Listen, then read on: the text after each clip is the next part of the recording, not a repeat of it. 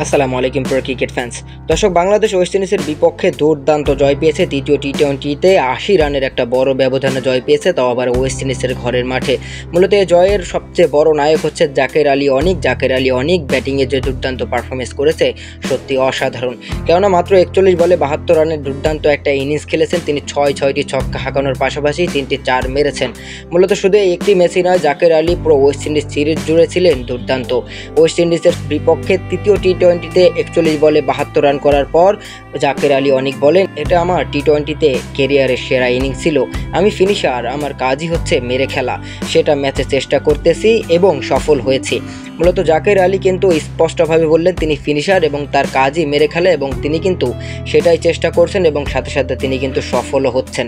মূলত জাকের আলী অনেক বাংলাদেশের নতুন সুপারস্টার ফিনিশিংয়ে, কেননা বাংলাদেশের কিন্তু ফিনিশিংয়ের এই স্পটটাই কিন্তু একের পর এক খেলোয়াড় আসা যাওয়া করলেও কিন্তু জাকের আলী কিন্তু আস্থার প্রতীক হয়ে দাঁড়াচ্ছেন বেশ কয়েকটা ম্যাচ ধরে।